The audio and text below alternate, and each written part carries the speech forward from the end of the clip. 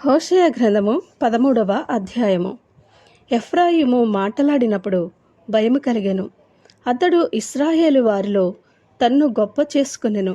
తరువాత బయలుదేవతను పట్టి అపరాధి అయి అతడు నాశనమొందెను. ఇప్పుడు వారు పాపము పెంపు చేయుదురు. తమకు తోచినట్టు వెండితో విగ్రహములను పోతపోయుదురు. అదంతయు పనివారు చేయు పనియే. వాటికి బలులను అర్పించువారు దూడలను ముద్దు పెట్టుకునుడని చెప్పుదురు. కాబట్టి వారు ఉదయమున కనబడు మేఘము వలెను, పెందలకాడ గతించు ప్రాంతకాలపు మంచువలే నుందురు. కళ్ళములో నుండి గాలి ఎగురుగొట్టు పొట్టువలెను, కిటికీలో గుండా పోవు పొగవలే నుందురు. మీరు ఐగుప్తు దేశంలో నుండి వచ్చినది మొదలుకుని యెహోవానగు నేనే మీ దేవుడను. నన్ను తప్ప నీవు ఏ దేవునిని ఎరగవు. నేను తప్ప రక్షకుడునో లేడు.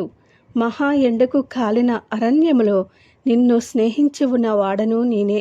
తరువాత వారికి మేత దొరకగా వారు తిని తృప్తి పొంది గర్వించి నన్ను మరచిరి.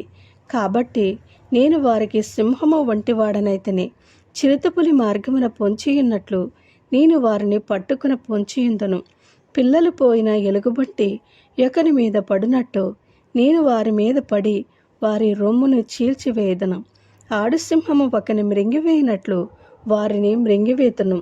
దుష్టమృగములు వారిని చీల్చివేయును.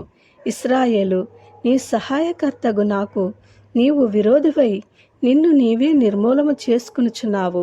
నీ పట్టణములలో దేనియందును నీకు సహాయము చేయకుండా నీ రాజు ఏమాయను? రాజును అధిపతులను నా మీద నియమించమని నీవు మనవి చేసుకుంటివి కదా. నీ అధిపతులు ఏమైరి? కాగా కోపము తెచ్చుకుని నీకు రాజును నియమించితని క్రోధము కలిగి అతని కొట్టివేయుచున్నాను. ఎఫ్రాయిము దోషము నా యొద్ద ఉంచబడి ఉన్నది, అతని పాపము భద్రము చేయబడి ఉన్నది. ప్రసూతి వేదనలు కలిగినట్టుగా అతనికి వేదన పుట్టును.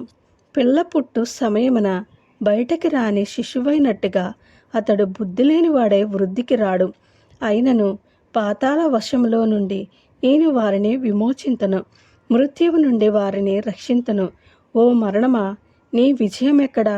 ఓ మరణమా, నీ ముళ్ళెక్కడా? పశ్చాత్తాపము నాకు పుట్టదు. నిజముగా ఎఫ్రాయిము తన సహోదరులలో ఫలాభివృద్ధి నొందును. అయితే తూర్పుగాలి వచ్చును, యెహోవా పుట్టించు గాలి అరణ్యంలో నుండి లేచును. అది రాగా అతని నీటి బుగ్గలు ఎండిపోవును, అతని ఊటలు ఇంకిపోవును. అతని ధననిధులను, అతనికి ప్రియమైన వస్తువులన్నింటినీ శత్రువు కొల్లపెట్టెను.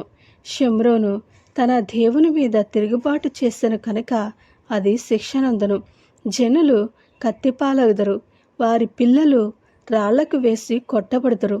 గర్భిణీ స్త్రీల కడుపులు చీల్చబడును. ఆమేన్.